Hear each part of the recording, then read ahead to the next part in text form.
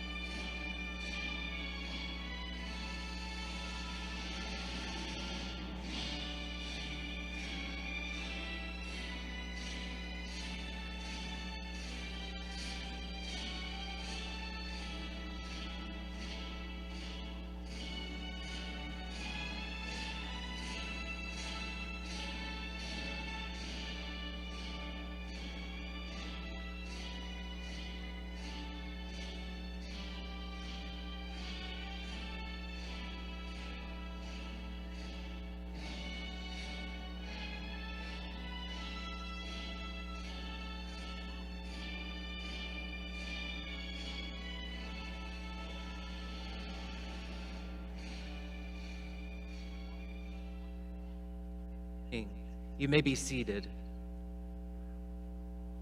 Welcome, students, families, faculty, staff, President Dr. Allison Morrison-Shetler, and members of the Board of Trustees. I am Jer Bryant, and I serve as the Associate University Chaplain and Associate Professor of English and Modern Languages. I want to welcome you to the 2026 Graduate Commencement Ceremony. Before we begin, I would like to make a statement about the land on which we now sit.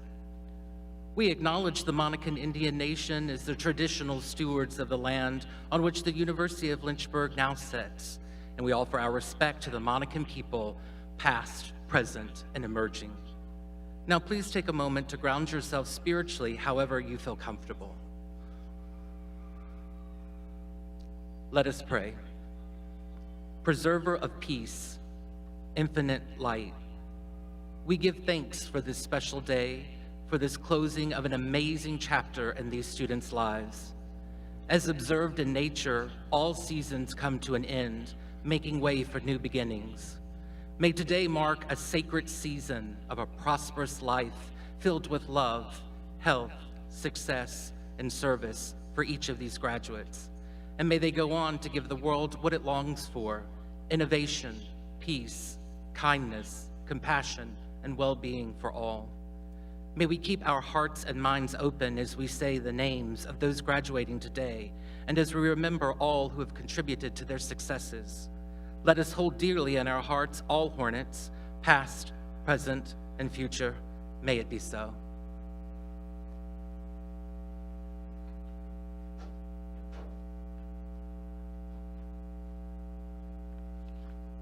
Good morning. My name is Julie Doyle, and I am chair of the University of Lynchburg Board of Trustees. On behalf of my fellow trustees, I want to welcome faculty, staff, family, friends, and most importantly, the University of Lynchburg graduating class of 2026. Congratulations to all of you on this significant milestone in your lives. All 22 members of the Board of Trustees, many of whom are alumni, just as you are now, share a deep respect for higher education and a special love for the University of Lynchburg. We serve this university because we believe in its mission, honor its history, and are committed to helping shape its future. As graduate students, you all have balanced studies with careers, families, and full lives. You may have pursued advanced degrees to expand your knowledge or deepen your impact. Your presence here today is proof not only of perseverance, but of achievement, resilience, and determination. Over 30 years ago, I was living in the Washington, D.C. area, working full-time while pursuing my MBA part-time, a journey that ultimately took me 5 long years. When I began graduate school, I was a newlywed. Soon after, I was pregnant, and before long, I was raising a toddler with far more energy than his working mom, who was also moonlighting as a graduate student. I remember telling my husband that if I didn't finish my MBA before I had another baby, I might not ever finish at all. So you could say that my future daughter, Sarah, and I completed that last semester together. I spent many late nights riding the metro in and out of the city for classes at George Washington University. And when I crossed the stage to receive my diploma, I was 8 months pregnant, with Sarah arriving on the scene soon after. During those years, people would often say to me, "I don't know how you do it." I had a lot of mixed feelings when I heard those words. Was it a compliment, or was it a veiled judgment on my priorities? That surely varied depending on who was saying it, but now, over 30 years later, I do look back on that time and sometimes think to myself, how did I do it? Many of you have probably heard those same words or even asked yourselves that same question during this journey, but today you know one thing for certain: you did it. Congratulations to each of you for the hard work and dedication you've brought here today, that has brought you here today. As you move forward, boldly carry with you the fellowship, the wisdom, and the spirit of this community. As many of you know, the academic year marks a season of transition and renewal as the university prepares for the next chapter of presidential leadership. Just like the class of 2026, President Allison Morrison-Shetler will be leaving behind her years on this campus, graduating from her role as president and looking ahead to new horizons. As you all sit before us today, in keeping with tradition, you are wearing academic regalia, which is a visible, tangible expression of the years of study, the knowledge pursued, the wisdom gained, and ultimately, the degrees you are receiving today. At yesterday's undergraduate ceremony, the Board of Trustees gifted President Allison with her University of Lynchburg academic regalia and presidential medallion to keep with her as she ventures on to her next chapter. These items no longer simply represent an office, they represent her leadership, her service, and her legacy at this university. In much the same way, the regalia each of you wear today, especially those hard-earned hoods signifying your newly minted master's and doctoral degrees, represent not only your academic accomplishments, but the lives that you will impact because of them. So today, take time to celebrate, reflect on your journey, honor the people who supported you, and take pride in all you have accomplished. Wherever life leads you next, know that you will always have a home here at the University of Lynchburg. We are proud of you, believe in you, and cannot wait to see the difference you make in the world. Congratulations to the graduate class of 2026.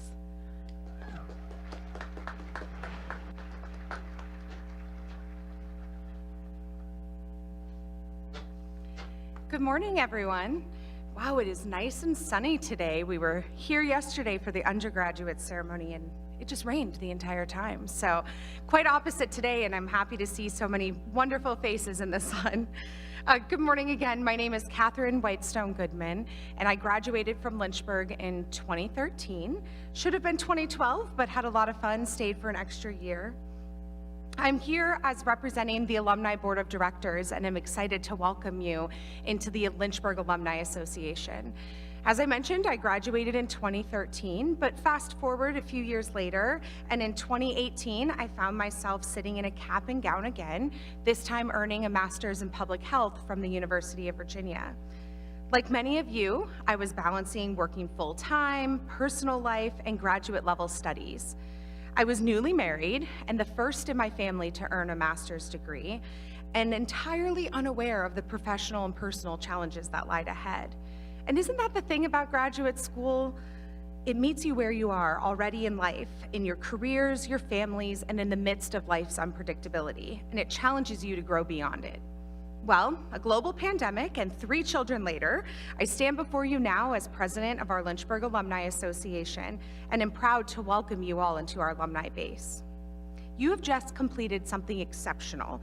Graduate school is not just an academic pursuit, but it's a commitment to deepening your expertise, to expanding the impact in your field, and to leading with integrity and vision.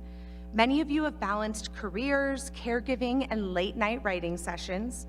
You've overcome self-doubt, burnout, and pressures of perfection, and still you persisted, and that deserves to be celebrated. Take a moment to look around you. These are your fellow Hornets. Look around and see who's sitting near you, your collaborators, your future peers, friends, and faculty that you will have a connection with for a lifetime. The bonds that you've formed here will carry you forward in ways you may not realize yet. And for me, Lynchburg was a launching pad. When I arrived here from Minnesota in 2008, I had dreams of becoming a nurse. But after some hard lessons and the guidance of a beloved faculty advisor, I realized that my path was meant to shift.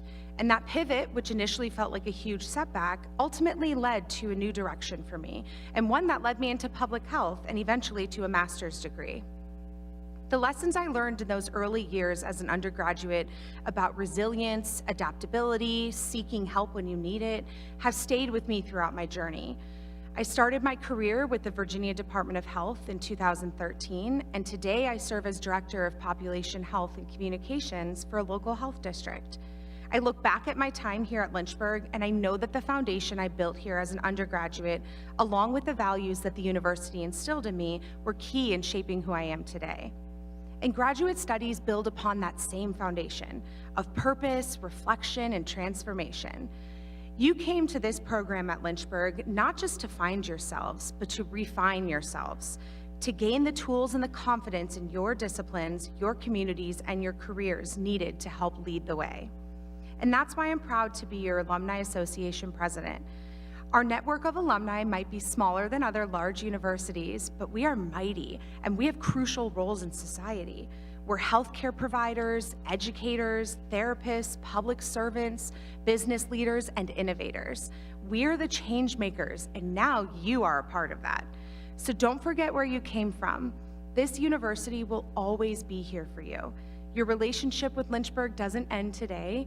It's just beginning, and it's evolving to be a lifelong commitment to this school. So please stay connected, show up for homecoming in October, and reach out when you need advice or want to offer it. You never know when a fellow Hornet might open a door for you, or when you might open a door for someone else. Wherever your step takes you next, whether you've already mapped it out or you're still figuring it out, know that you have a community behind you, a family that believes in you and all the good that you will do. And we need more good people in the world. Congratulations to all of you, the class of 2026. Welcome to the Lynchburg Alumni Association. And as always, it's a great day to be a Hornet.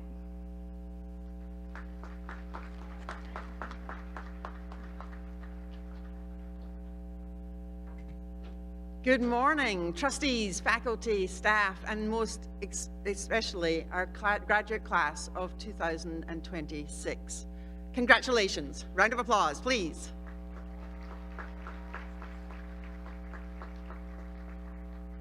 Welcome to the 123rd Annual Commencement of the University of Lynchburg. Today we celebrate 548 of the most accomplished, most determined, most resilient human beings I have ever had the privilege of knowing. You are doctors of education, of physical therapy, of medical science, and of executive leadership. You are masters of business, of public health, of counseling, of athletic training, and of the healing arts. And you have earned, through years of extraordinary sacrifice and commitment, the right to be called experts in your field. And I want to begin today by saying something I mean with all of my heart. What you have done is incredible. Not just the degree, not just the dissertation or the clinical hours or the capstone project. I mean all of it. The invisible labor that no transcript captures. The late nights when you wondered if you had anything left. The family dinners that you missed. The weekends that weren't weekends and financial tightrope you walked. Sometimes for years, because you believe that this credential, this knowledge, this growth was worth it. And it was worth it. You are worth it, and I'm so very, very proud of you. This service today marks my last commencement as your president. After 6 years leading this incredible institution, I'm stepping into my own next chapter, and like you, I'll be walking off this field and into the future that isn't entirely mapped out. Like you, I've spent years pouring everything I had into the mission, believe in deeply, and like you, I'm now asking myself, what comes next? It's an exciting question. And as we look ahead into the unknown together, let me share with you 3 things that I've learned, not just as a university president, but as a person who has spent a lifetime in rooms where the stakes were high and the answers weren't always clear. The first lesson. You can transform anything if you have the courage to face the change. As professionals, you're walking into fields that are evolving faster than at any point in human history. Medicine, education, business, public health, counseling. Every single discipline represented in this field is being reshaped by technology, policy, and global forces none of us fully control. And I won't pretend that it isn't daunting. But here's what I know to be true. Change is not the enemy. Comfort is. The professionals who transform their fields, who become the ones others turn to in moments of uncertainty, are not the ones who waited for the world to stabilize before they acted. They are the ones who leaned into disruption, who asked better questions, who had the courage to say, I don't know exactly where this is going, but I am going to lead the way forward anyway. You have been learning to do that, exactly that, in graduate school. Graduate school didn't just give you expertise, it gave you the capacity to adapt that expertise, to take what you know and apply it in ways you haven't even imagined yet. Change will come, it always does, and you are ready to meet it. not because it will be comfortable, but because you now know that transformation is possible when someone has the courage to pursue it. That someone is you. The second lesson: get enough data to make a sound decision, but don't wait too long. As highly trained specialists, you understand the value of evidence. You've been taught to gather it carefully and to analyze it rigorously and let it guide your conclusions. That discipline is one of the greatest gifts your Lynchburg education has given you. But there is the other side of that lesson, and it is just as important. In the real world, you will rarely have all the data you wish you had. There will be moments in the clinic, in the boardroom, in the counseling office, and in the classroom where you are waiting for just one more result, one more consultation, one more data point before you commit to a course of action. I understand that impulse completely. Here's what experience has taught me. Perfect information is a myth. At some point, you gather the best evidence available, you apply your training and your judgment, and you make the call. Then you make it work, and decisiveness is a form of leadership, the ability to act with clarity and confidence, even in the presence of uncertainty. That is precisely what your patients, your clients, your teams, and your organizations are going to need from you. And it is precisely what your time at Lynchburg has equipped you to do. Trust your training, trust your judgment, and trust yourself enough to act. The third lesson: the character you built in the struggle is just as valuable as your diploma going up your wall. Graduate school, and I say this with great love and honesty, is hard in a way that almost impossible to explain to someone who hasn't done it. It asks you not just for your intellect, but for your perseverance. It asks you to fail, to revise, to defend, to try again, and it asks you to keep going on days when you genuinely don't know if you have anything left. And if you keep going, that is not a small thing. That is, in fact, one of the most important things. Because the world you are walking into, the hospitals and clinics, the boardrooms and classrooms, the counseling offices and public health agencies, that world needs leaders who know how to absorb a setback and come back strong. It needs professionals who have been tested and who know from lived experience that they can handle whatever comes. You know that now you earned that knowledge the hard way, and it will serve you every day for the rest of your career. Graduates, I ask you to carry with you the values that have shaped your time at the University of Lynchburg: academic rigor, belonging, connection, excellence, and service. And add to them two that graduate school in particular have given you: grit and resilience. Together, those 8 principles are a compass that will never fail you, no matter how uncertain the terrain.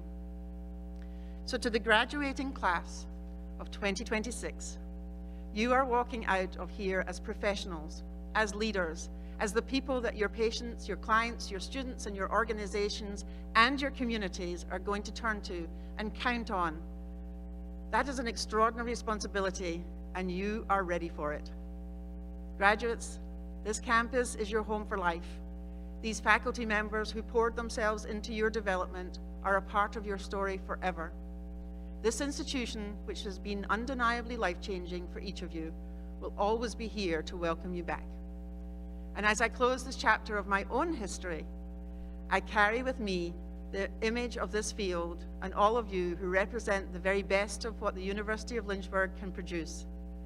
You are independent thinkers, you are trustworthy, effective leaders, and you are going to go out and shape caring communities in ways that will make this world immeasurably better. I'm so proud of you. I'm so grateful to have been your president. Now go lead with courage and compassion. Go bring your whole brilliant human selves to everything you do.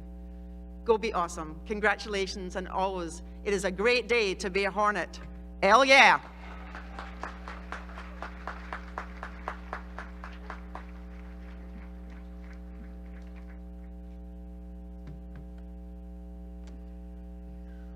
Good morning. My name is Chip Walton. I'm the Interim Chief Academic Officer, and it is my honor today to introduce our commencement speaker for 2026, a scholar, a writer, a proud alumnus of the University of Lynchburg, then Lynchburg College.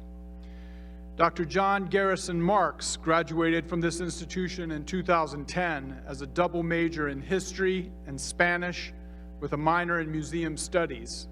He was a Westover Honors Fellow and graduated cum laude. He went on to complete both his master's degree and his PhD in history at Rice University, where he developed a scholarly expertise in race, memory, and American identity that has defined his distinguished career. For the past 9 years, Dr. Marks has served as the American Association for State and Local History, the leading professional organization for museum and public history practitioners in the United States, most recently as Vice President of Research and Engagement. In that role, he is helping to lead the organization's national efforts to prepare museums and historic sites for the country's semi-quincentennial, the 250th anniversary of the founding of the United States. In 2023, he was awarded a prestigious fellowship at the John W. Kluge Center for the Library of Congress, where he completed his most recent book, Thy Will Be Done, George Washington's Legacy of Slavery and the Fight for American Memory, published this year by the University of North Carolina Press.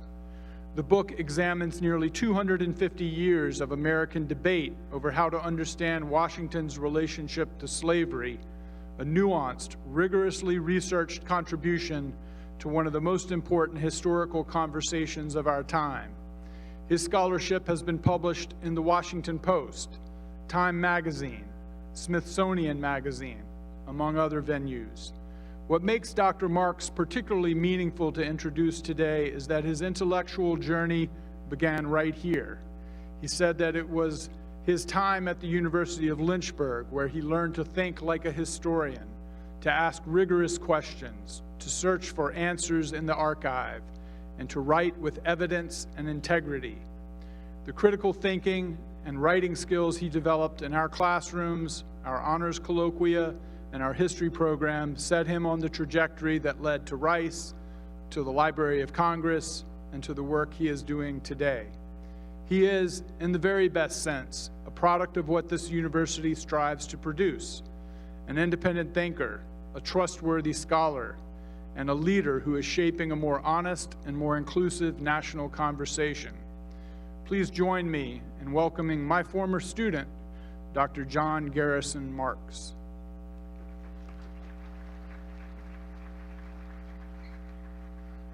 Well, thank you very much to Dr. Chip Walton for that very kind introduction.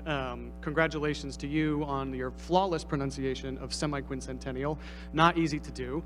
And I want to also thank President Allison, the Board of Trustees, all the faculty and staff who invited me to come back to Lynchburg and speak with all of you today. It is truly an honor.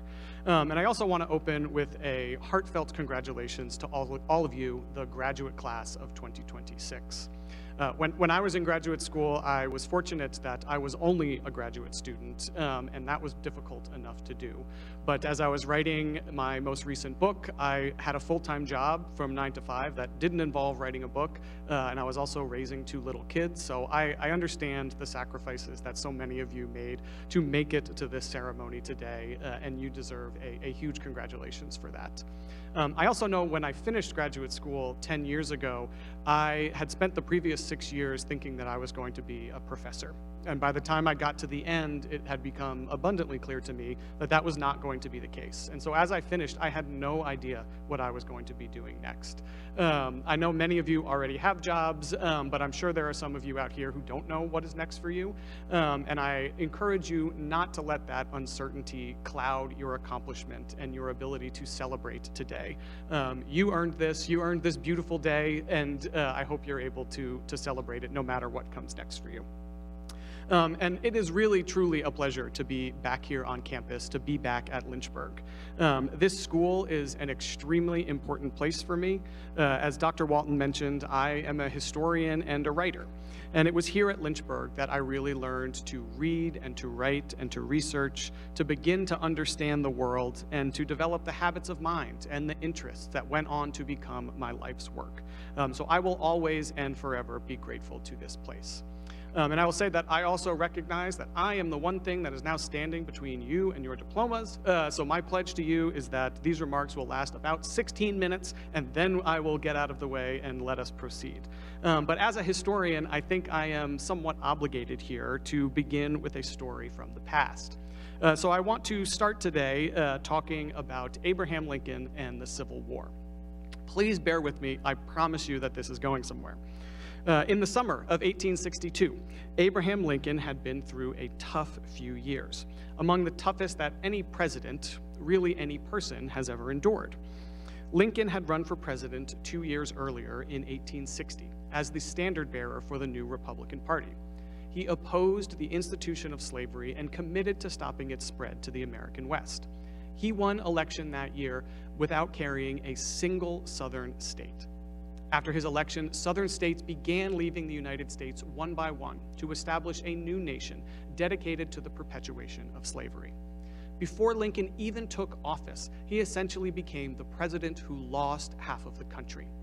After nearly a century of struggle to maintain the fragile ties keeping the nation together, keeping its radical experiment in democracy alive, it all fell apart. Lincoln had to bear the burden of trying to bring these southern states back into the country without compromising on his opposition to slavery. In the spring of 1861, the nation plunged into civil war. Now, many Americans in both the North and the South thought that this war would be over and done with fairly quickly.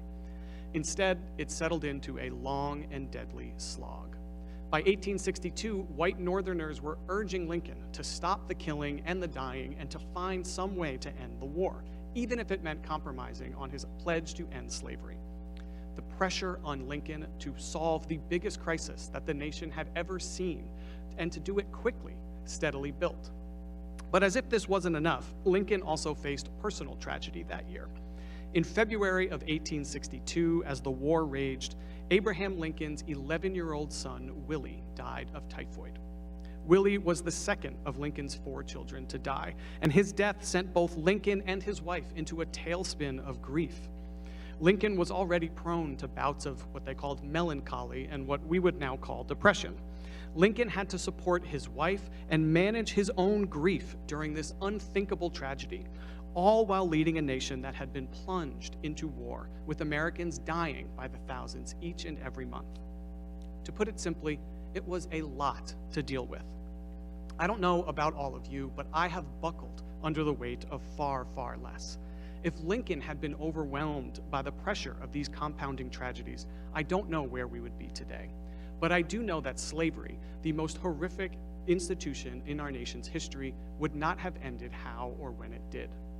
But Lincoln didn't crash out. He held firm. And between the summer of 1862 and the beginning of 1863, he wrote and issued the Emancipation Proclamation, one of the single most important documents in American history.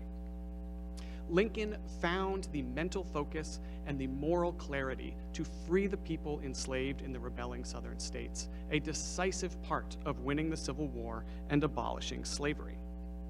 For us here today, though, it's the way that Lincoln managed these unbelievable demands on his time and his intellect and his conscience, how he managed to find a way to block out the chaos and distraction that holds the most important lesson.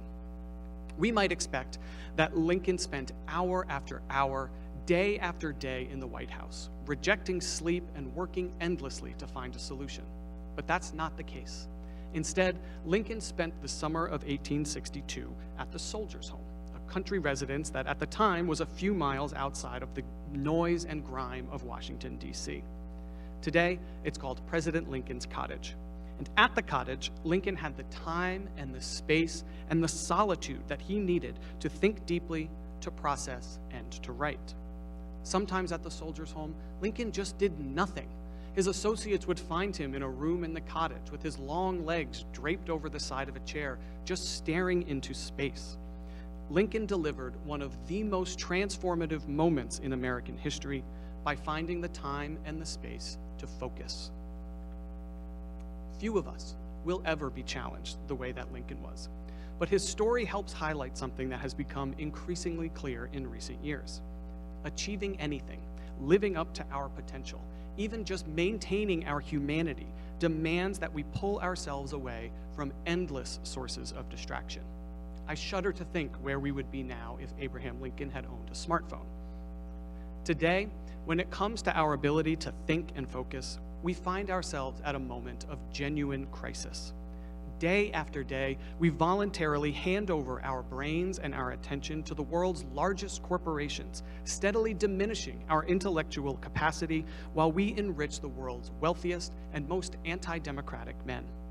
In the process, we are destroying some of the things that make us most human. The smartphone era of the past 2 decades has been nothing short of disastrous for our minds. Our intellectual abilities are growing steadily worse. Researchers have found, for example, that people who consume short-form videos are simply worse at both thinking and paying attention than those who don't. Americans' attention spans today are only about 1/3 of what they were 20 years ago. 1/3. Meanwhile, the number of Americans who report difficulty concentrating has steadily increased. Just having our phones in the room, even when we're not looking at it, has been shown to negatively affect our ability to concentrate. Artificial intelligence doesn't fare any better. In fact, as it gets shoehorned into seemingly every aspect of our lives, a solution in search of a problem, it is only making things worse. Research is finding that AI leads to mental exhaustion and severely diminishes users' critical thinking skills. When we outsource thinking and writing tasks to AI, we eventually end up losing the ability to do those things for ourselves. And in exchange, most workers report that AI isn't really saving them any time. What a bargain. These devices and platforms are intentionally designed to be addictive, to capture as much of your time and attention as possible so that corporations can turn around and sell it. I have seen in my own life how harmful the effects of the digital attention economy can be. I was a senior here at Lynchburg when I got my first iPhone. For the first 3 years I was in college, I had a flip phone, which maybe makes sense to some of you, did not make so much sense to the crowd yesterday, but I promise you it was cool at the time. But when I got this first smartphone in my senior year, I immediately began to drift away from the people closest to me. My roommate and my best friend, a guy that I had lived with for 4 years, complained that he saw more of the top of my head as I stared down at my magical glowing box than he had seen in the previous 3 years combined. These devices have made parenting harder for me, as the constant distraction and stimulation of social media makes me more irritable, and as my kids easily point out the hypocrisy of me limiting their screen time while I am on a never-ending screen binge of my own. It makes work harder, leading me to wonder how much more I could get done, how much better my work could be if I was operating at full capacity instead of checking my email every 5 minutes. And yet, here I am, here we all are, endlessly checking our phones, feeling its phantom buzz in our pockets on the rare occasions when we're not actively looking at it. To put it simply, not just for the graduating class, but to everyone here today, our addiction to smartphones and social media is leading us to voluntarily reduce our cognitive abilities, our attention spans, our critical thinking, and our capacity for human connection. These are the things that make us human, and we are actively destroying them with very little benefit in return. We cannot go on like this. Silencing notifications and limiting screen time will never be enough. As individuals and as a society, we need to completely transform our approach to technology. We need to get off of social media. We need to separate ourselves from our phones. When we use digital tools in our life and in the workplace, we need to make sure they are actually advancing the goals we have for our lives and our careers, rather than serving as our constant companion, something that saves us from every moment of boredom or the difficulty of deep concentration. Being bored is good for you. I tell my kids this all the time. So stare into space while you're waiting in line. Read a book while you're waiting in a doctor's office. Go to the bathroom the old-fashioned way, with a magazine. You should allow yourself the privilege of being bored. You should welcome it, even demand it. That is when your mind can do its best work. Yet welcoming boredom back into our lives is just the first step in rebuilding our capacity for focus, for depth, and human connection. More than anything else, reclaiming what we have lost in the smartphone era demands that we need to read. I know that it might feel like now that your 4 years of formal learning are finally over, you can finally be done with reading so much, but nothing could be further from the truth. I know when I finished graduate school in history, I did not pick up a history book for at least 2 years after that. But what I did do was start reading fiction for pleasure for the first time in my life, and I uncovered an entire world that had been previously hidden to me. Reading is the best thing you could possibly do for your career and for yourself. Maintaining your ability to connect with other people, understanding how your work fits into the world, appreciating the complex and systemic challenges that your patients, your clients, your students, and your colleagues are facing, all of these will be improved by reading. Reading widely will help you make sense of a complex and challenging world. Reading will help you expand your sense of the moral universe and cultivate your ability to imagine different futures. Reading can spark ideas, it can take you places, it can transport and transform you in ways that nothing else can.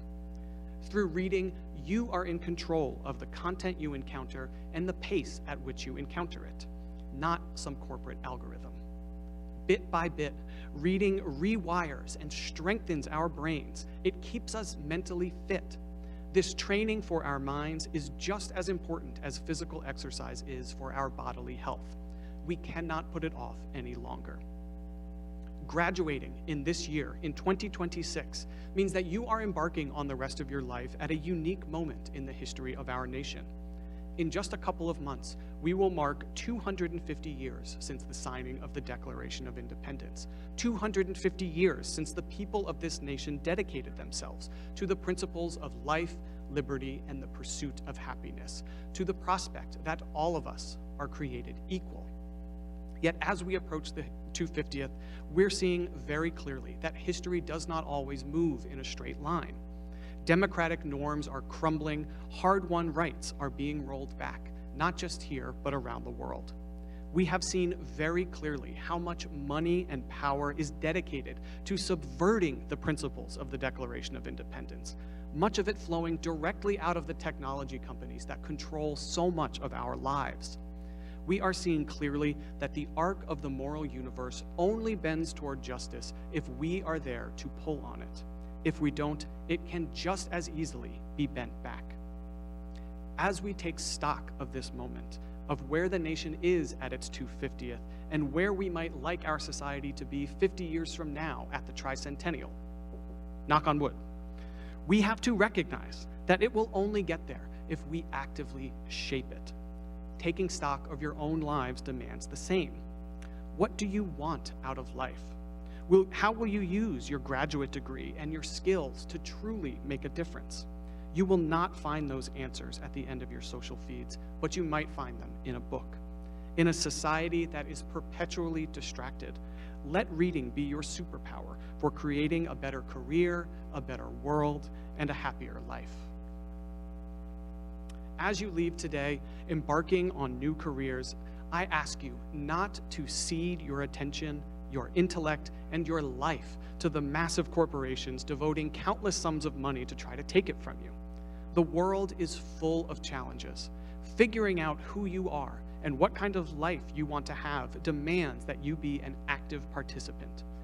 Reading can help you along, and thinking deeply can help you make sense of it, but only if you allow yourself the time.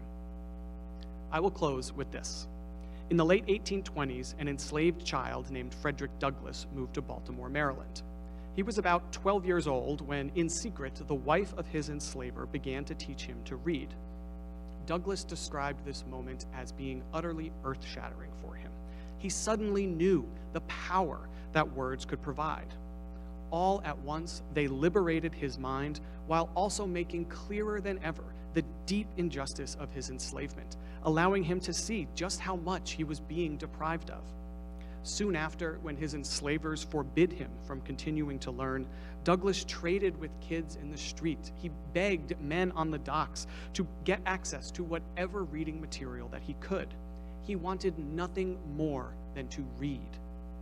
Reading led Douglas to emancipate himself, escaping from slavery and becoming one of the most powerful voices to speak out against injustice that this nation has ever known. Douglas later said that knowledge is the pathway from slavery to freedom. No one in American history better understood the value of words, the sacrifices needed to pursue them, or the way to wield them to advance justice than Frederick Douglass did. And reading can be just as valuable to all of us today.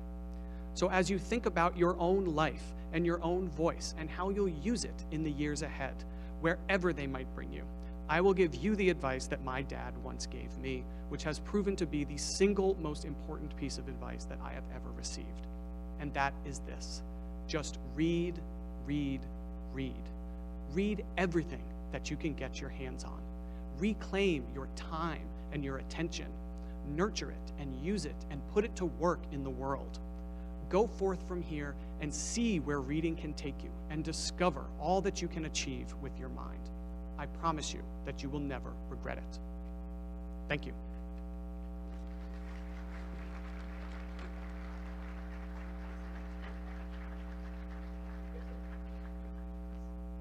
So now the moment you've all been waiting for. The 2026 doctorate and master's degrees, which will be voted on by the Board of Trustees, will now be conferred.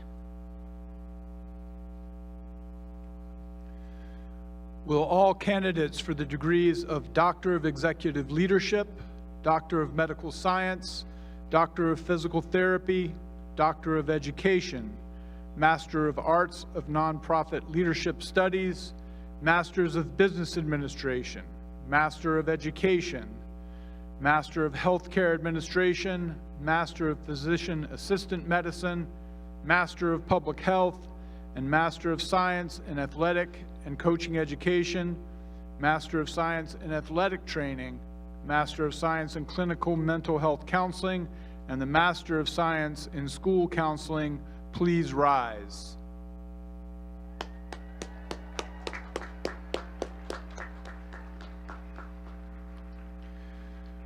President Morrison Shetler, I have the honor to present 49 candidates for the degree of Doctor of Executive Leadership, 288 candidates for the degree of Doctor of Medical Science, 35 candidates for the degree of Doctor of Physical Therapy, 6 candidates for the degree of Doctor of Education, 6 candidates for the degree of Master of Arts in Nonprofit Leadership Studies, 19 candidates for the degree of Master of Business Administration, 36 candidates for the degree of Master of Education, 13 candidates for the degree of Master of Healthcare Administration, 38 candidates for the degree of Master of Physician Assistant Medicine, 31 candidates for the degree of Master of Public Health, 7 candidates for the degree of Master of Science in Athletic and Coaching Education, 10 candidates for the degree of Master of Science in Athletic Training, 6 candidates for the degree of Master of Science in Clinical Mental Health Counseling, 4 candidates for the degree of Master of Science in School Counseling.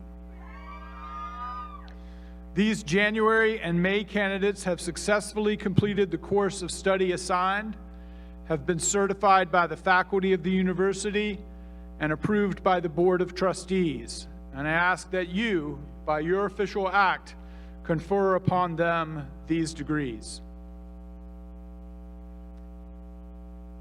By virtue of the authority vested in me by the Board of Trustees and on the recommendation of the faculty of the University of Lynchburg, I confer upon the January and May candidates the degrees of Doctor of Education, Master of Arts, Master of Business Administration, Master of Education, Master of Public Health, Master of Health Administration, and Master of Science in Athletic Training, with all honors, rights, privileges, and responsibilities thereunto appertaining. I also have the honor to present 86 candidates for the degree of Doctor of Medical Science who expect to qualify for their degree by the end of summer session. Subject to the completion of the degree requirements, diplomas will be issued in September. The degree candidates will come forward to be recognized along with degree recipients. Will all doctorate and master's candidates please be seated, except the first row of candidates who are asked to come forward to the platform.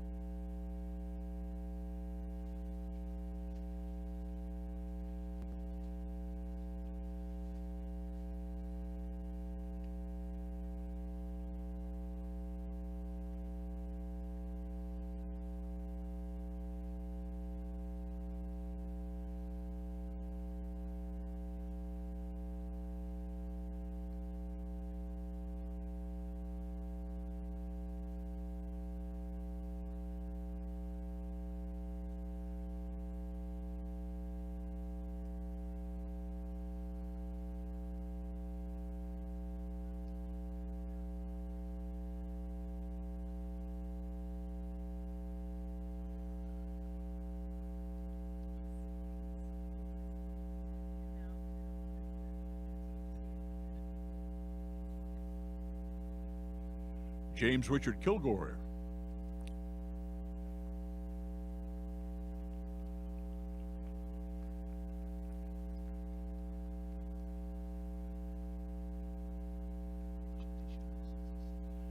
Shatisha Wilson.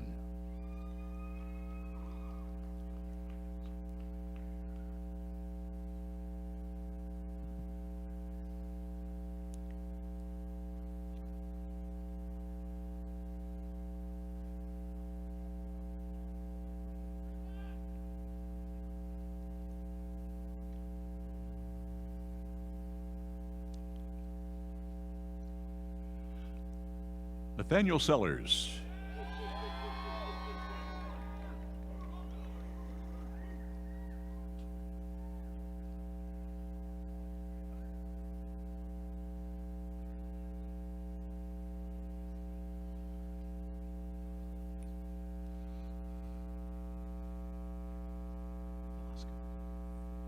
Ashley Velasco.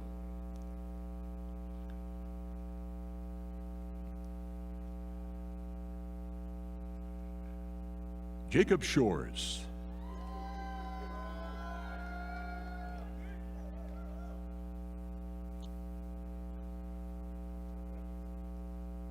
Alvin Christian.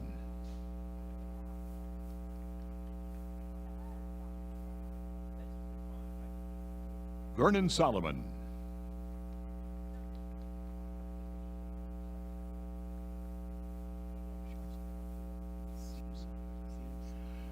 Patrick Simpson.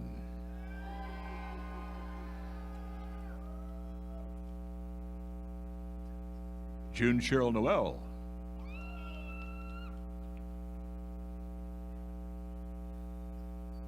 Kelly Crawford Mullis.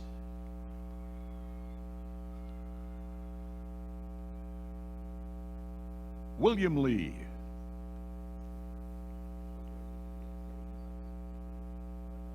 Stella Durochinato.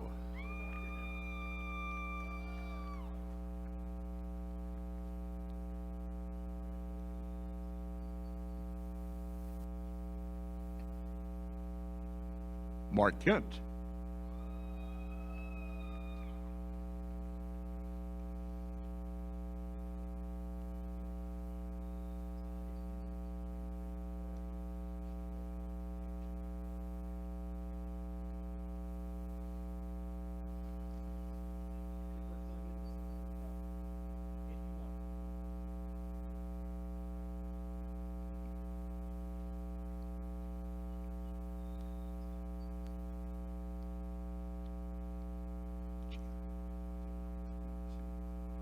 Gerald Guanchia.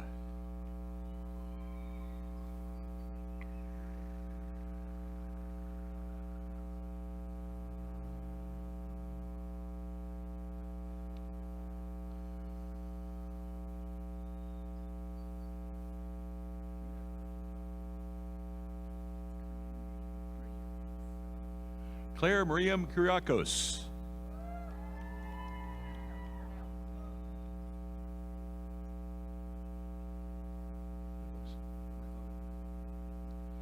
Jesus Navoa.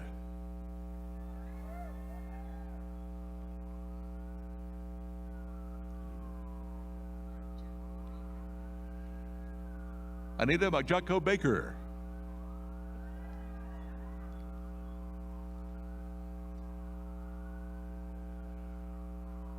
Linda Octavian.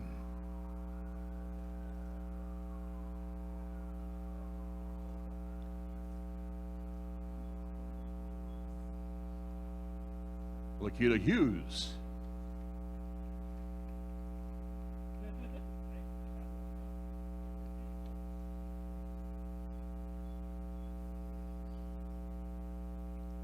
John Ortega.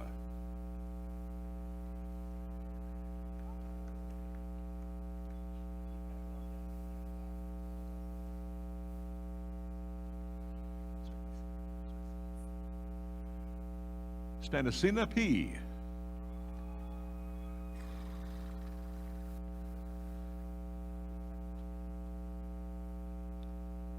Angela Harrison.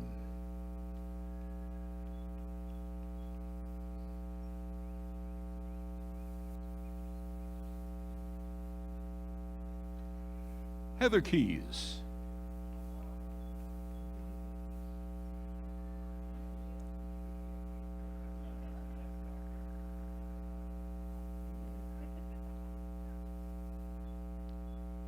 Marshall Mabry.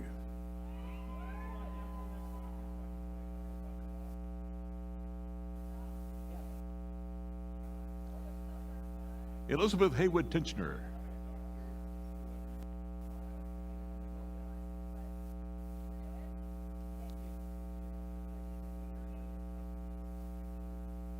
Patricia Combs.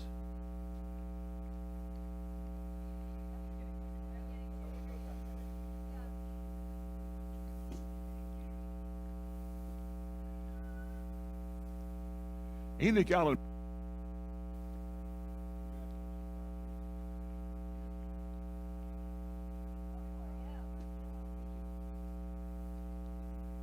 David Schultz.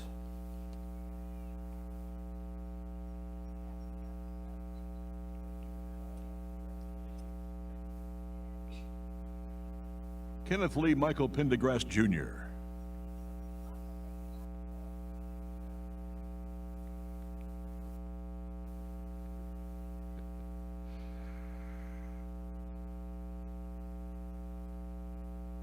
Del Mellon Jimenez Del.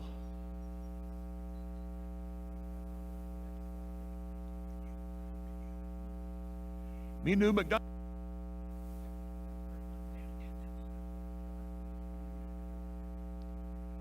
Carol Natha Odom.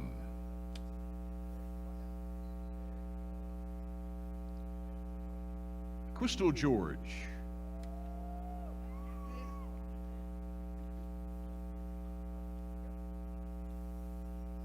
Deepa Shah.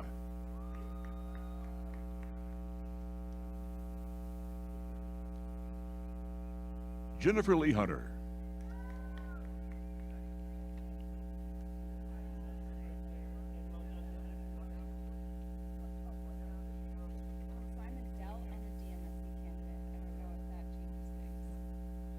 Victoria Connolly.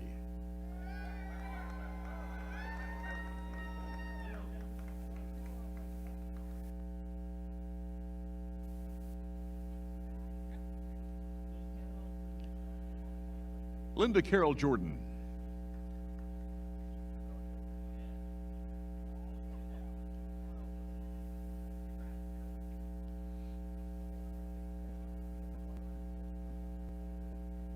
Nilofer Barlis.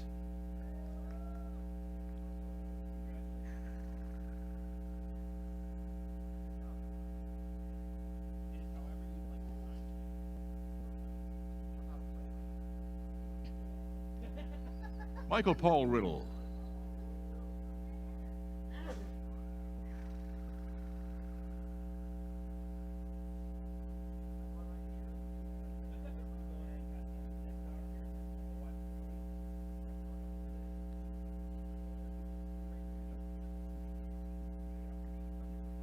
Jessica Aaron Rulin Riddle.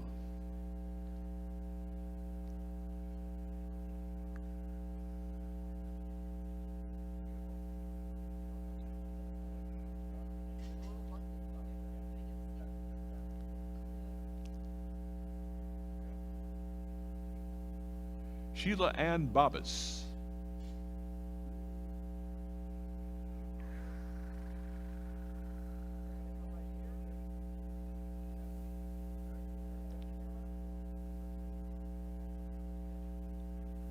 Miranda Zulke.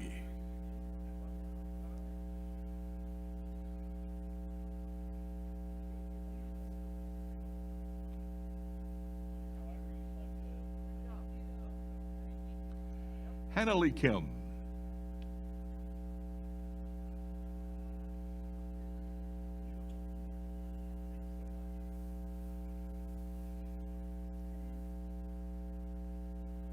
Tara Milligan.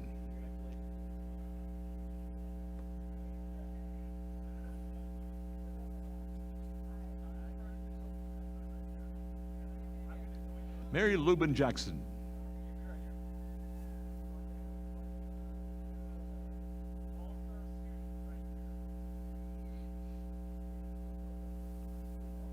Nelly Garcia Barros.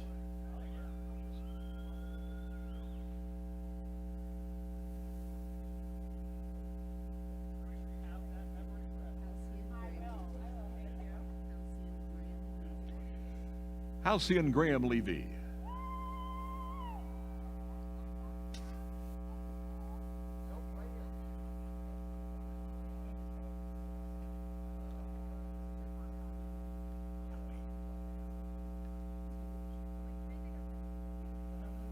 Tochuko Akaminzi.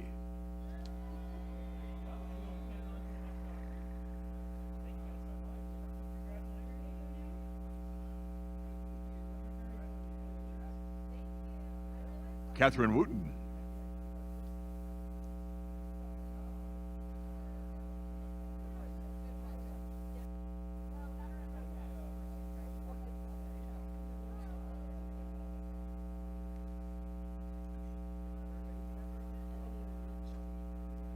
Ebony Monique Chardonnay Quiller.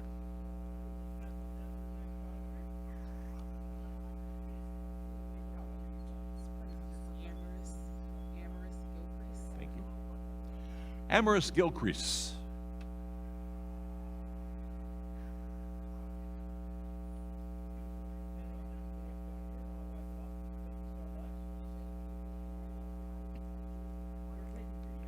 Michael Filsinger.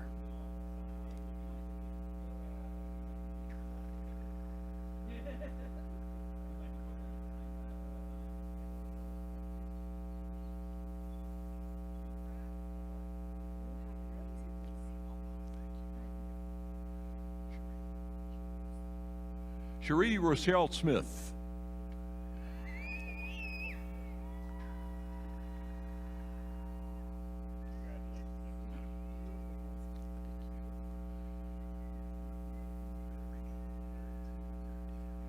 Casey Lynn Maritini.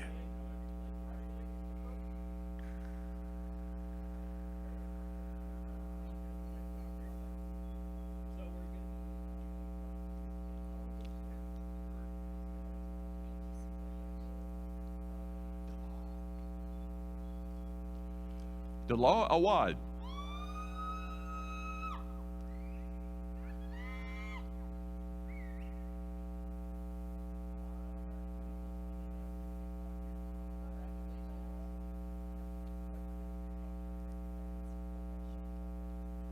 Amanda Kulisha.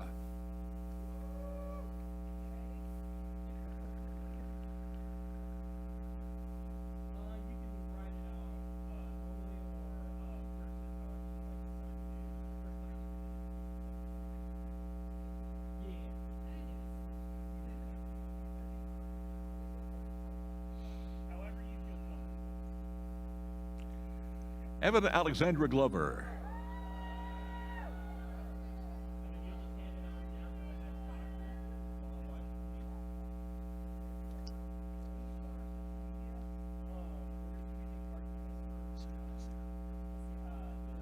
Amber Story Becerra.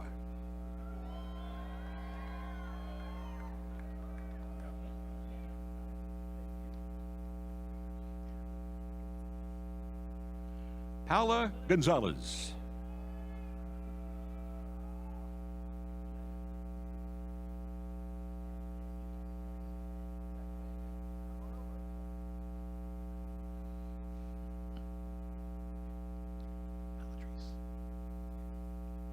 Malatrice Montgomery.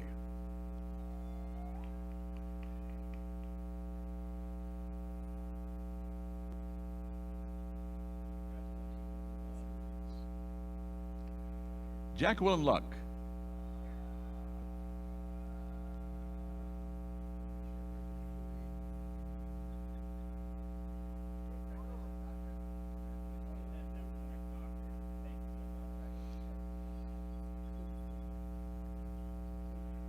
Dominique Kuzman.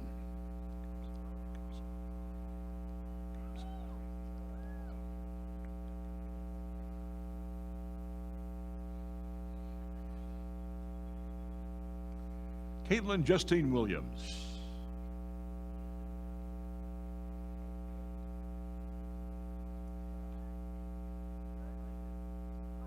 Catherine Ann Horner.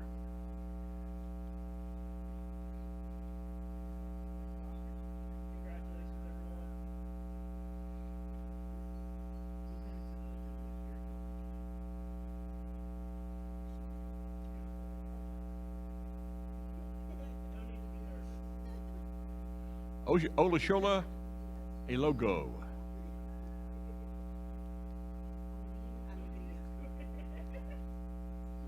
Arlene Alighiera.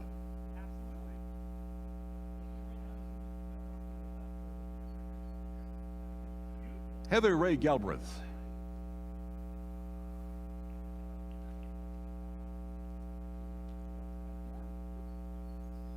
Erica Pia.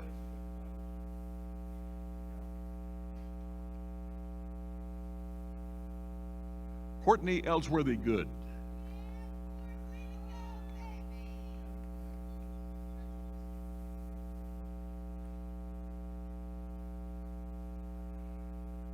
Bryn Mabry Southards.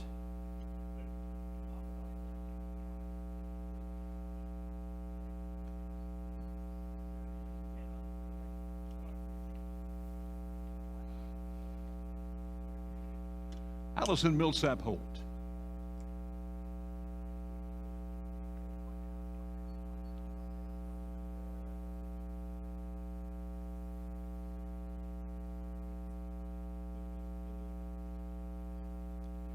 Mindy Nanawana.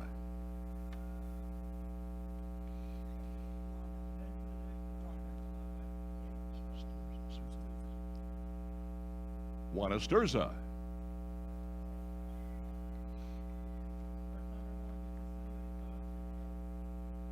Jody Roby.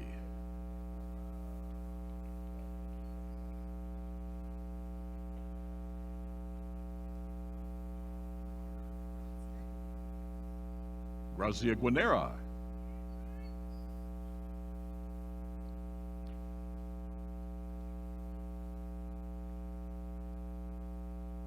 Christina Carlo.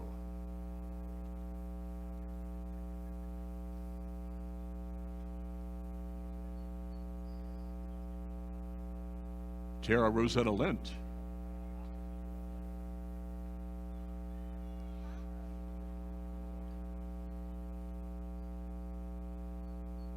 Christine Boyer.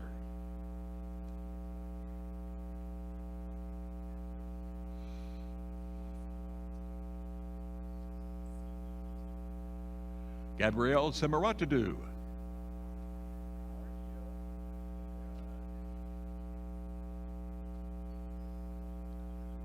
Brianna Elizabeth Kay.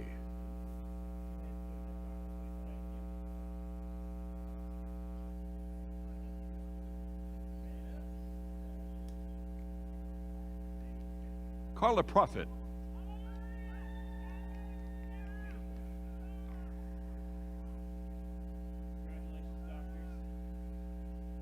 Matthew McGinn.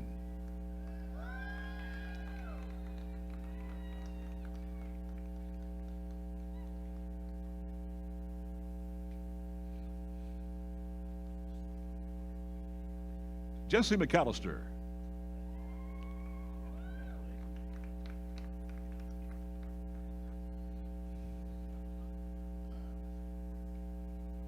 Tyler Day.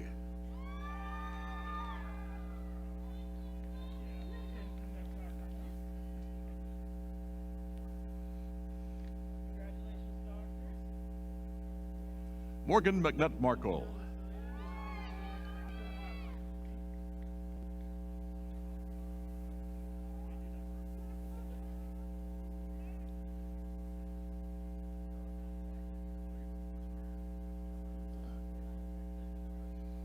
Andrew Cheney.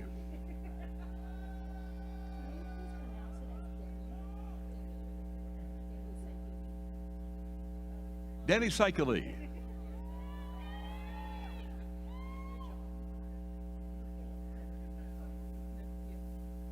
Nithya Marin John.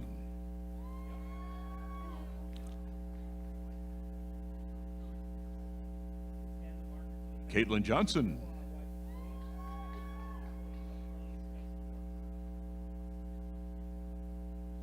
Caitlin King Lawhorn.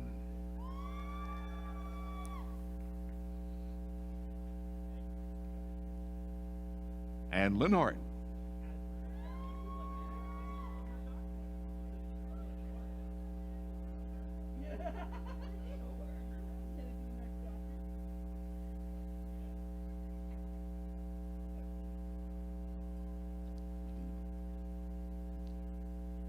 Marin Adid.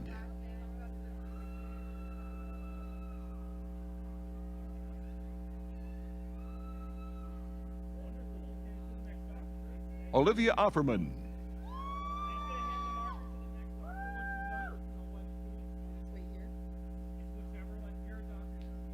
Penelope Moore.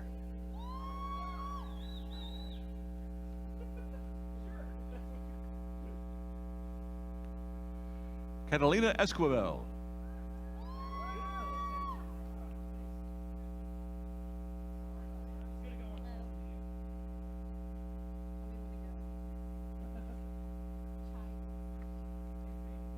Bianca Chaidez Hall.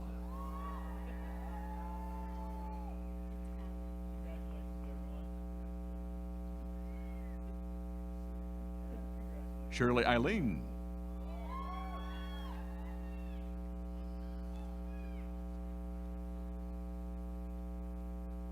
Christopher McCord.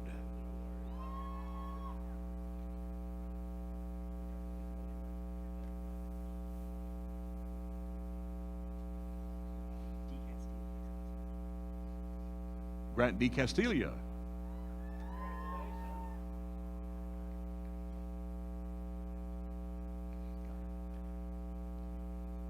Dylan Geyer.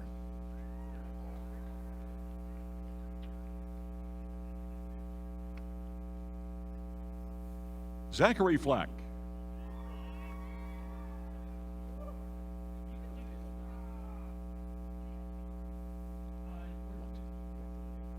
Wanza Lincoln.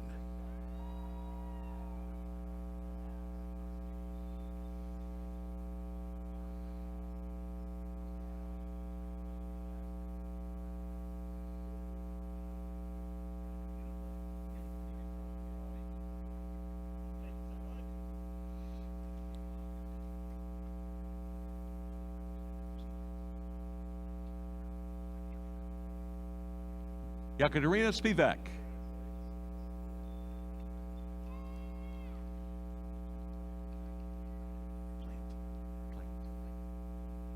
Rebecca Plant.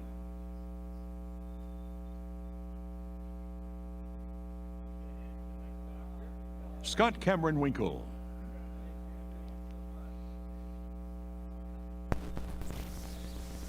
Patricia Makuzi.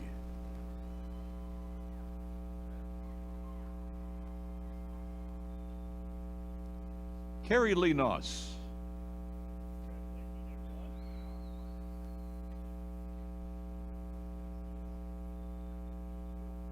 Jennifer Diane Gribble.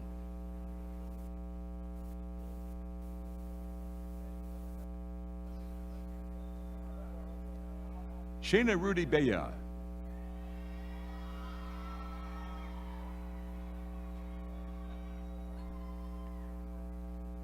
Kimberly Rose.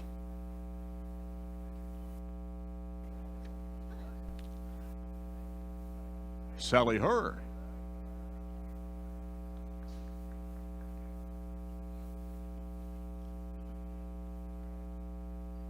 Deasia Henderson.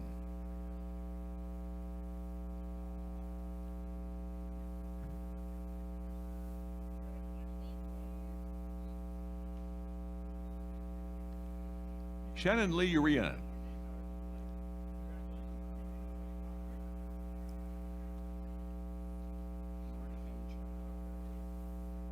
Mark M. Chow.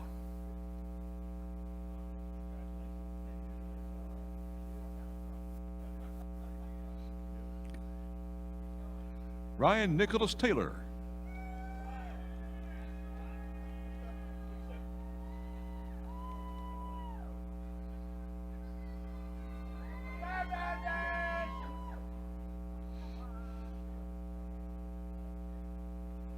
Shannon Cummings.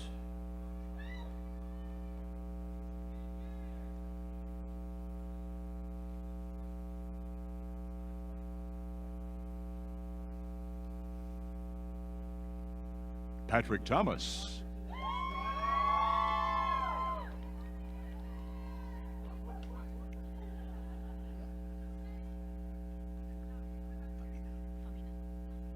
Famina Hassan.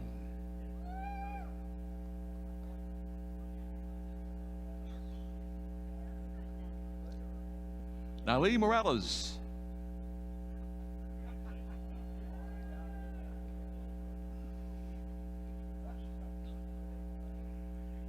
Cassidy Moran.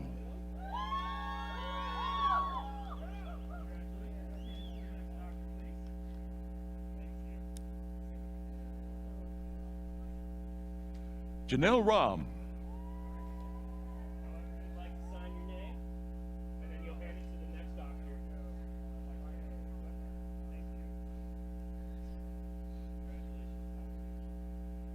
Brittany Nicole Mertz.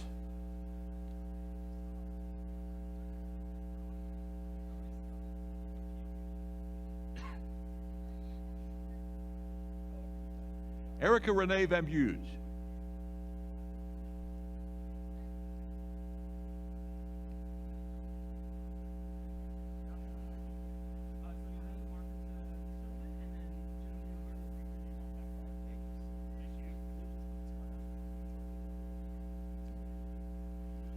Tony Laborde.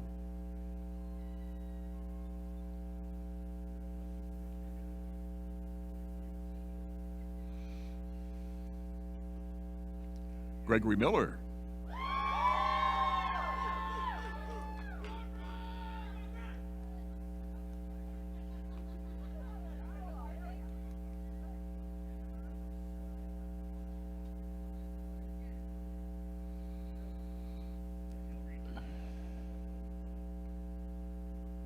Patricia Jane Quatrin.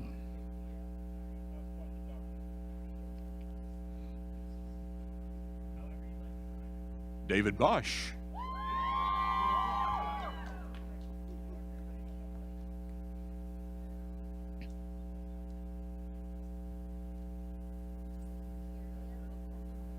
Eukarya Okolo.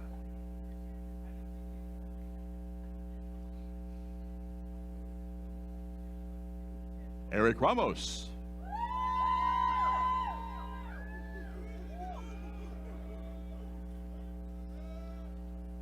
Paulina Meneses.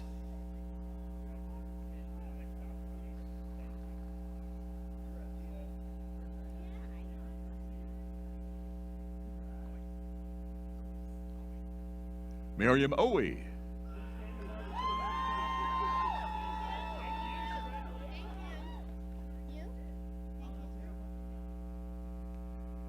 Christine Sean Brooks Wade.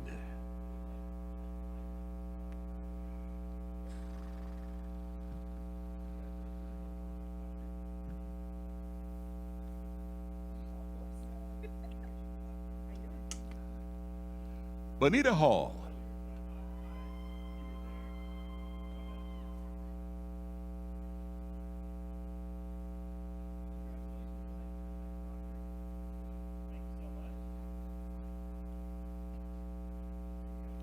Jason Burley.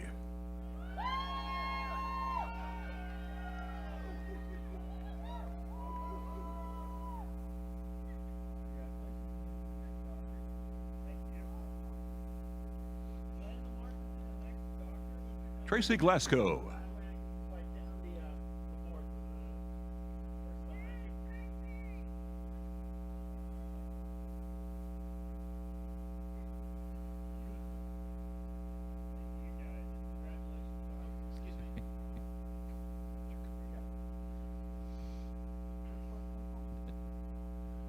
Afua from Pong.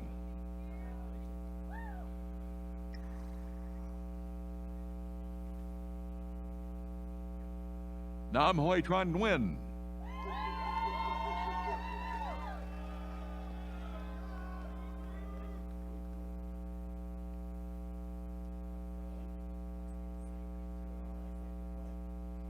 Ariel Seibert.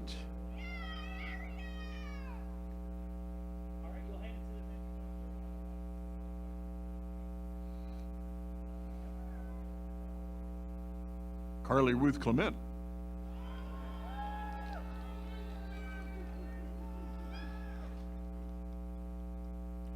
Teresa Ann Callender.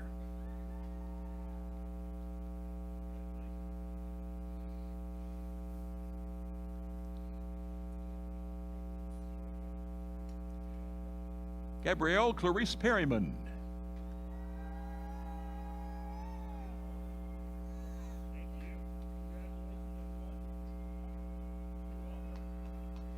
Sarah Kalinsky.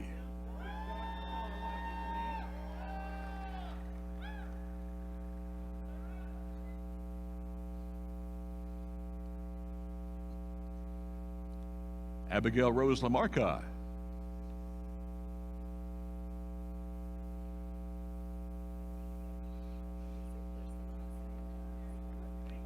Daphne Nicholas.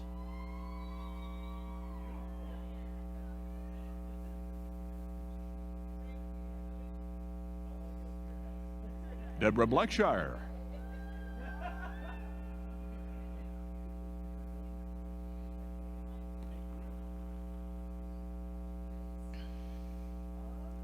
Rachel Walker.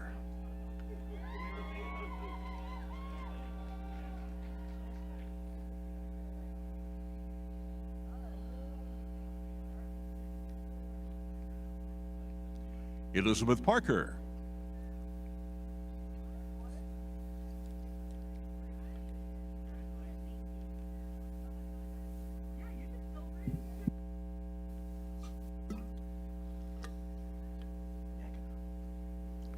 Krishana Yankana.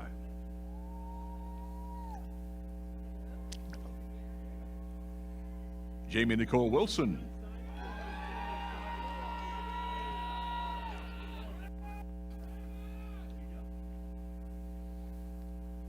Ashley Wycliffe Voss.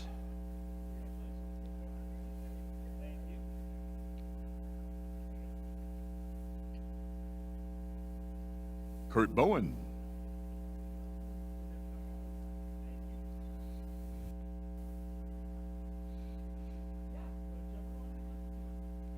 Crystal McCain.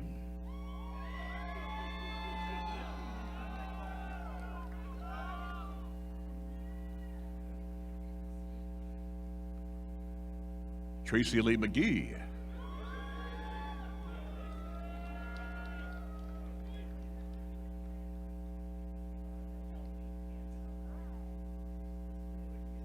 Christina Peterson Marsack.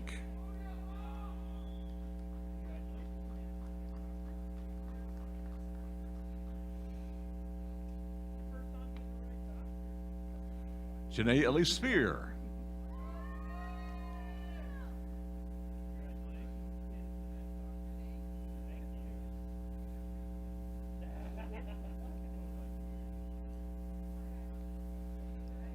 Felicia Michelle Marshall.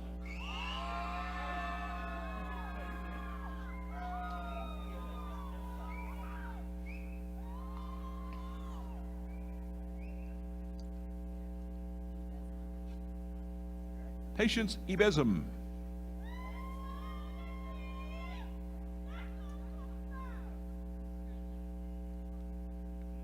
Rosemarie Casanova.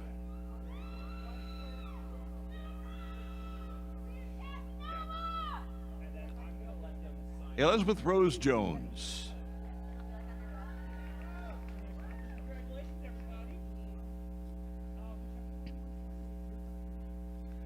Ashley Nicole Williams.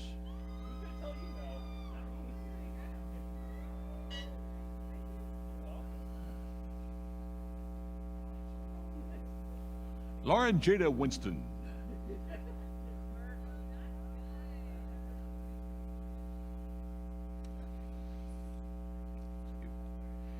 Amy Lynn Nelson.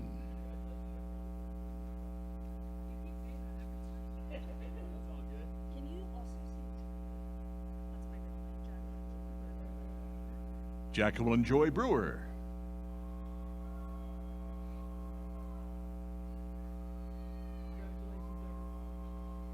Margaret Jane Kessler.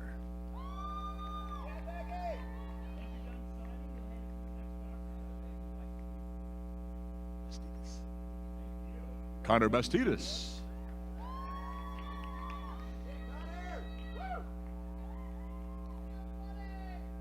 Diana Sue DeWolf.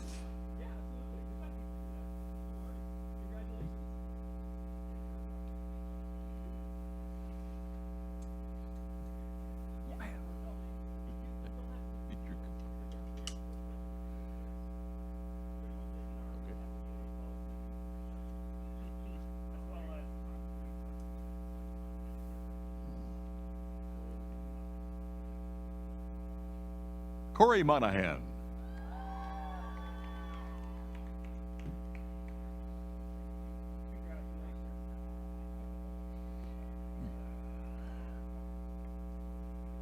Michelle Ann Lee.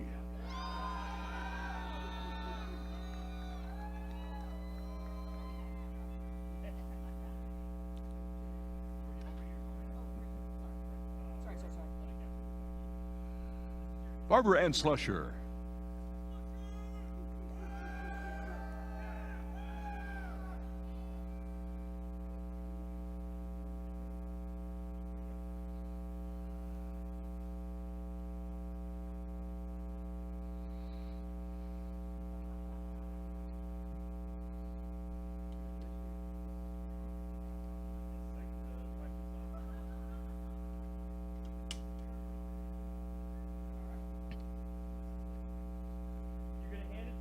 Simone Wendy Telford Giffen.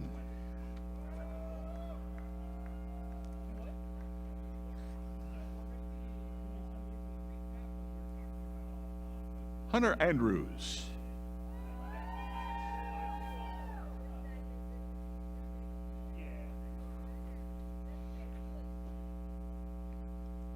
Tyler Billingsley.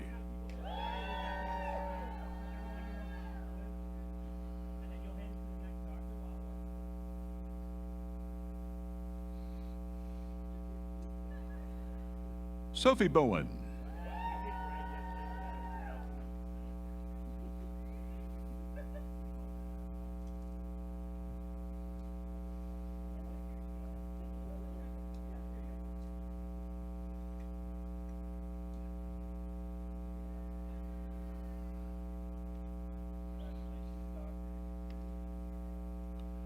Megan Elizabeth Bowles.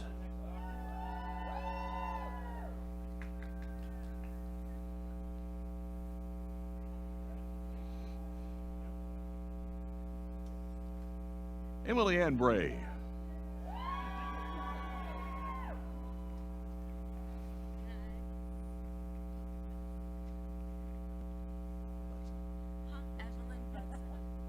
Evelyn Budson.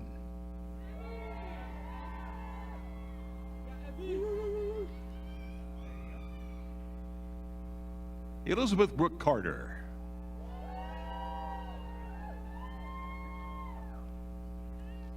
Congratulations, doctors.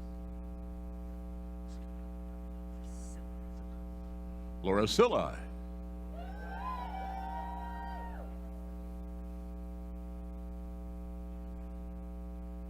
David Donnelly.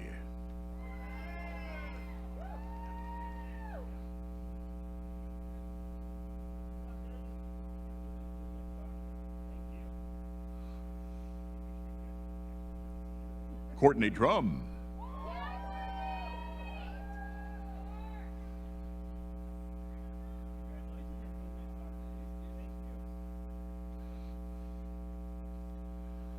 Walker Elliott Everhart.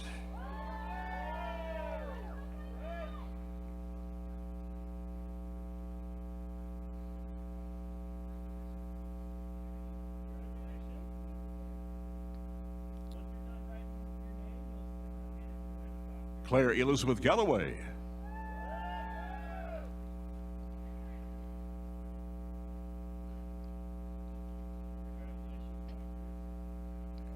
Trinity Lee Hammond.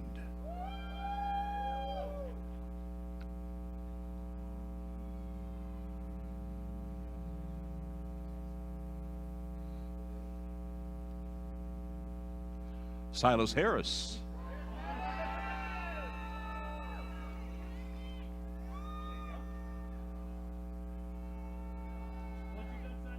Marissa Harder Presley.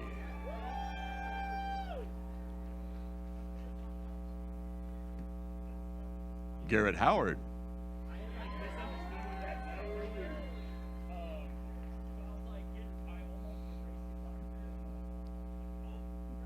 Timothy Sage Callum.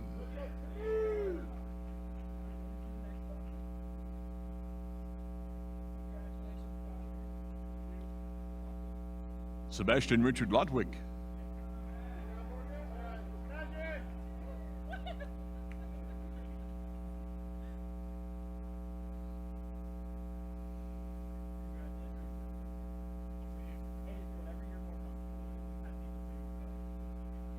Morgan Sarah Long.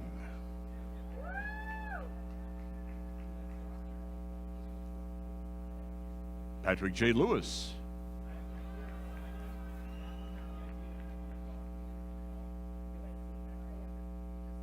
Alyssa J. McDaniel.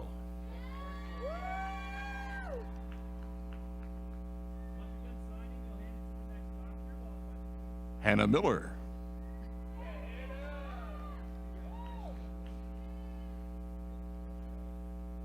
Alexis Mize.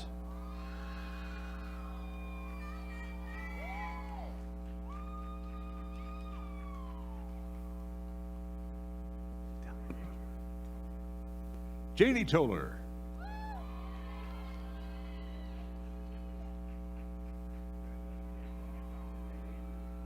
Derek Matthew Pettit.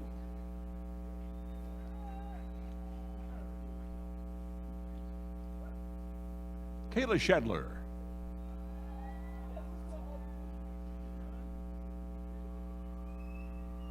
Samuel Smith.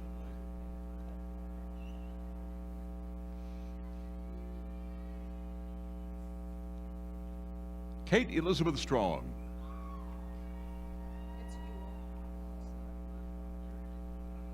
Bobby Ewell.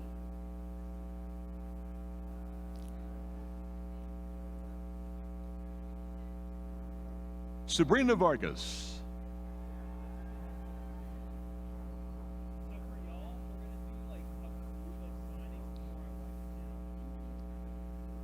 Sophie Marie Willis.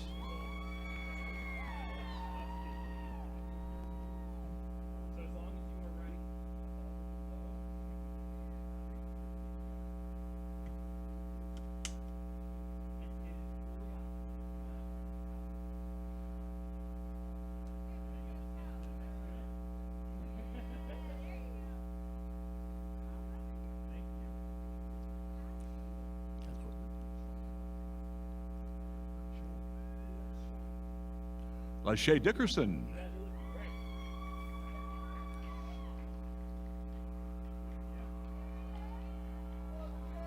DeTwan Shelton.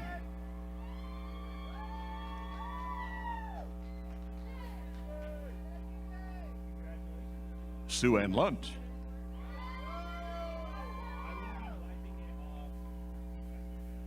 Avery Rowland.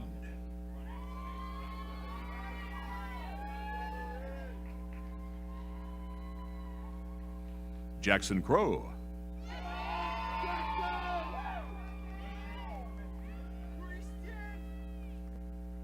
Christian Lee Otero.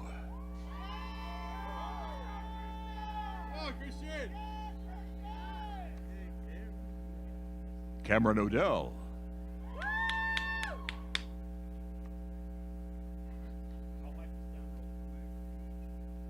Michael Kennedy.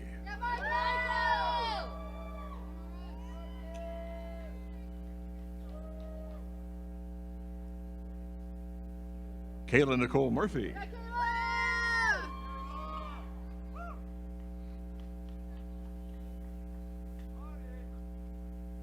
Anna Elizabeth Sisk.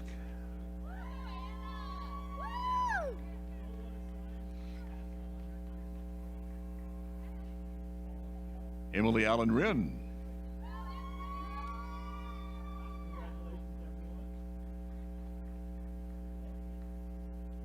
Kanisha Dews.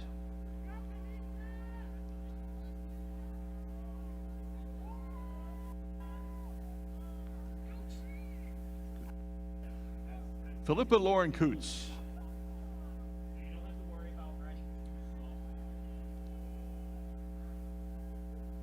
Amalo Silver Clausen.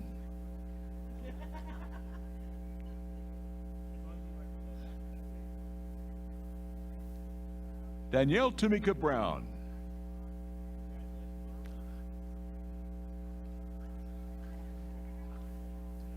Paula Arango.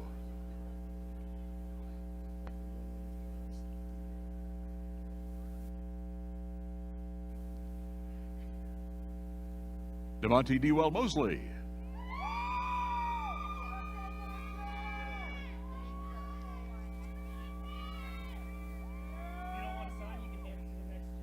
Veronica Barnes.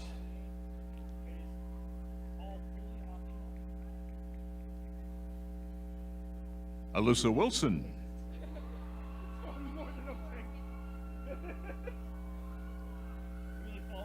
Alalia Williams.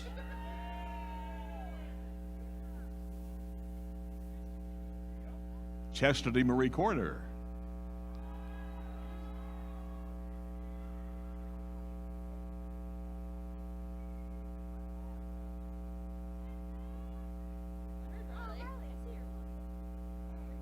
Carly Marion Jackson.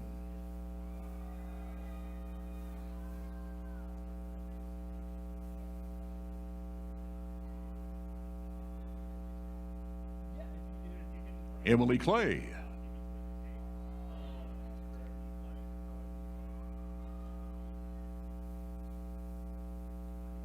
Emily Marie Simmons.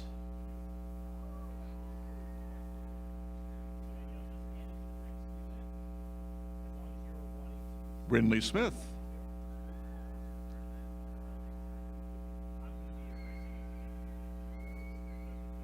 Sydney Hoyt Pickle.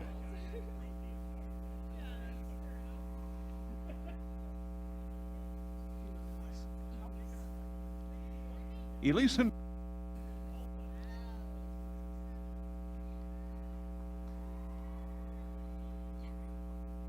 Reagan Camden Moore.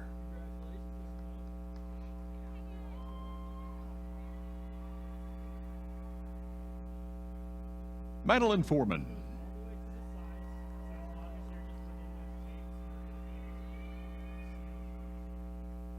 Aaron Colley.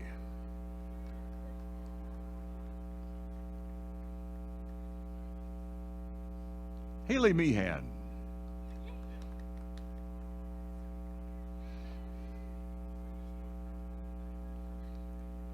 Abigail Riley Perry.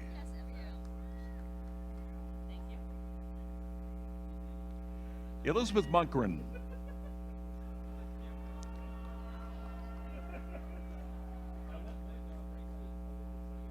Nyshawn Anderson Hodge.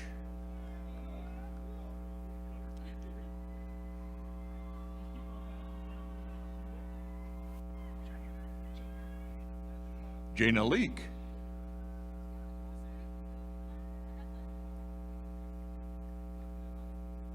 Victoria Jeanette Mason.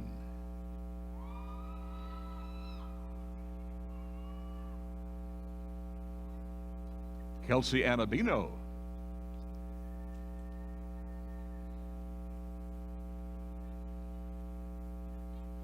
Jordan Nielsen.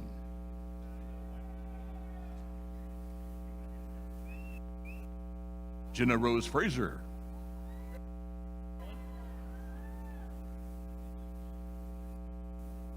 Emily Gail Charlton.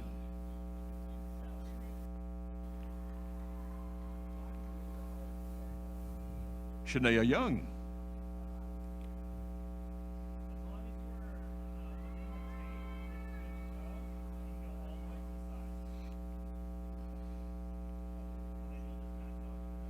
Megan Carlson.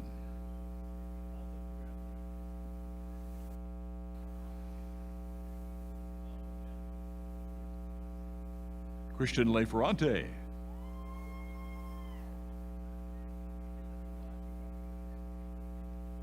Elizabeth Voss.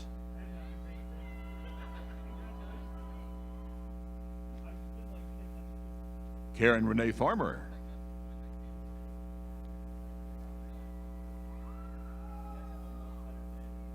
Elizabeth Brown.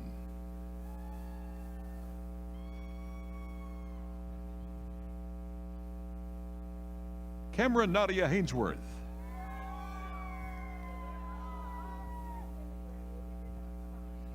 Lindsay Newman Wood.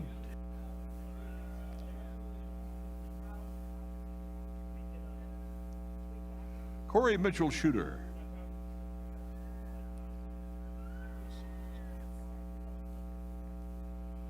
LaShonda Jones.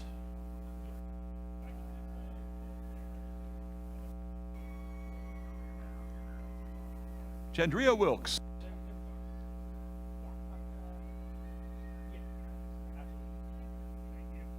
Cameron Alexis Thompson.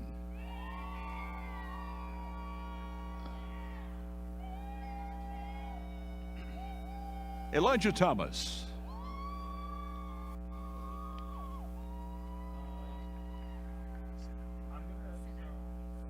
Courtney Sinha.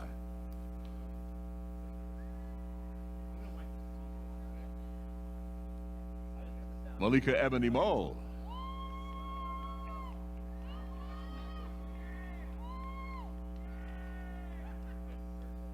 Joseph McElvaney.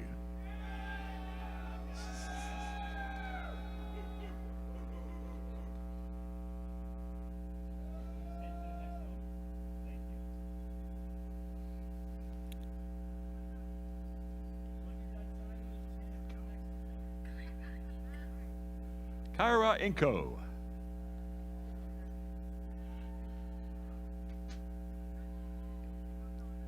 Kayla Ruby Ann Handel.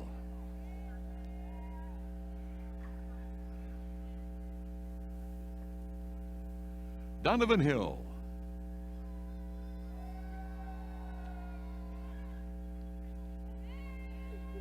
Kaylee Haven Hackett.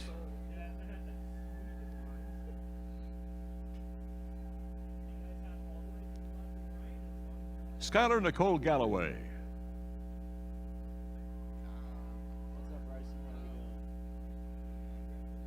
Jonathan Cobb.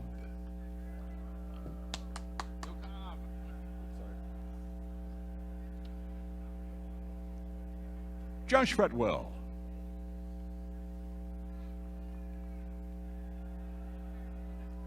Olivia Watson.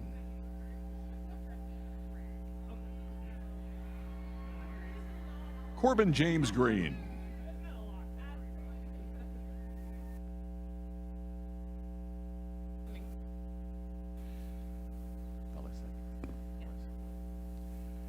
Heather Valasek.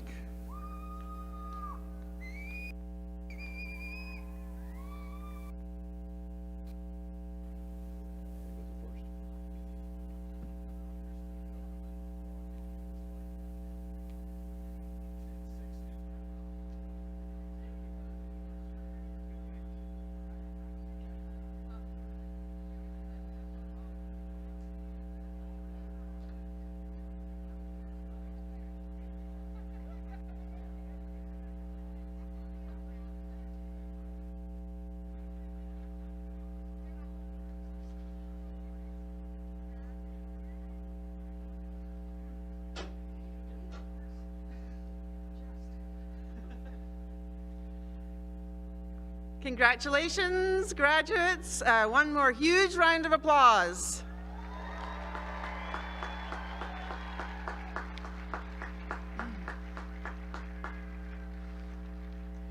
As we conclude our commencement ceremonies, I'd like to acknowledge some very special individuals in our audience today.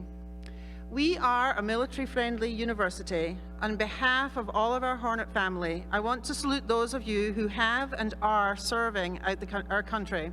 We are so very proud of you. With the graduating students and anyone in the audience today who are veterans, active duty, Guard, and Reserve members, please stand and be recognized.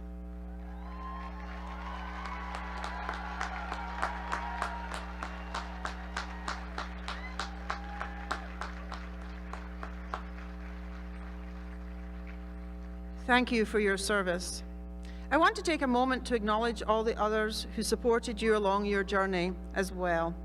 To the faculty and staff, parents, families, and friends of our graduates, thank you for everything you gave so that your student could earn the degree that they are receiving today. You sacrificed alongside your graduate. You covered for them, cheered for them, waited for them, and loved them through the most challenging and demanding years of their lives. You're not just a spectator at this ceremony, you are part of this degree. And on behalf of the entire University of Lynchburg, we honor you and we thank you from the bottom of our hearts. So, would the spouses and partners and children of our graduates please stand? Would the parents and guardians of our graduates please stand? Would the grandparents and other family members please stand? And would the friends of our graduates please stand? And would the faculty, staff, and community members who are with us today please stand? Now, graduates, please rise, and as loud as you can, please thank those who have supported your success during your time at the University of Lynchburg.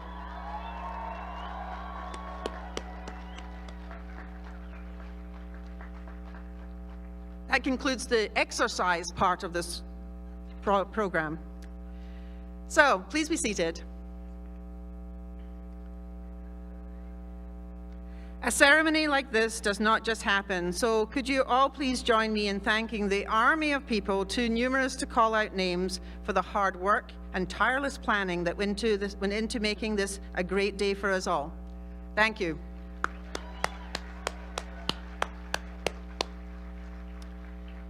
So again, my heartfelt congratulations to the graduates. Now go forth and make an undeniably life-changing difference in your community, your state, this nation, and the world.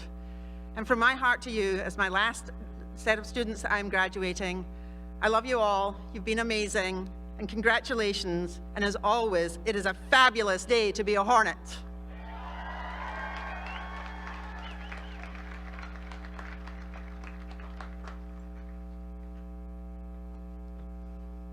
Congratulations again.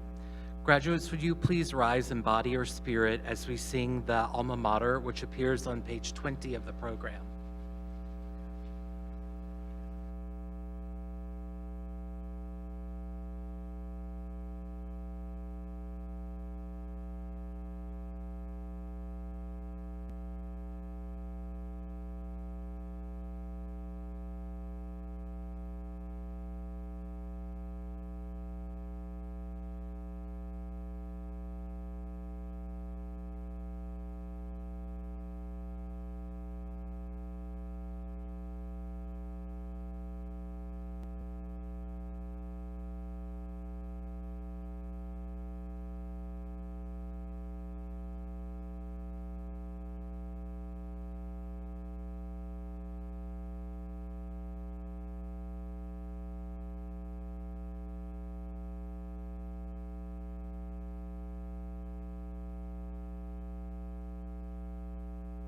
You may be seated.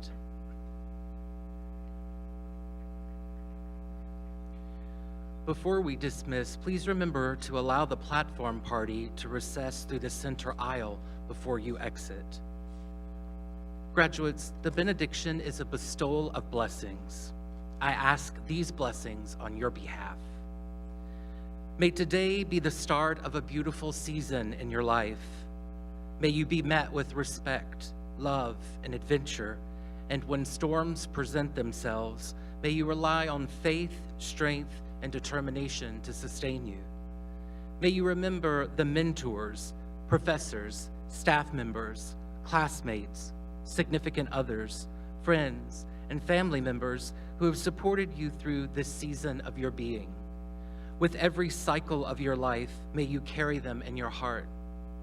May you take your earned knowledge and wisdom into the world, and with these gifts, may you work to better your life and the lives of others. May you always believe in yourself, and may you uplift others, especially the most vulnerable. May you always remember the sacred force that pulses through all of existence, and may you work to honor this presence through great acts of charity, peace, nonviolence, inclusion, and love. May faith and reason be unwavering compasses, and may compassion and ethics always be at the center of your practice. May you work to create communities for the underserved, the marginalized, the oppressed, and the forgotten. May you never forget the importance of humankind. May you create policies that care instead of harm, and peaceful, nonviolent systems and movements. May you innovate and conceive thought-provoking and life-changing art, music, theater, fashion, technology, medical advancement, cutting-edge educational practices, and new ways of thinking and being. May blessings be abundant. May celebrations always be near.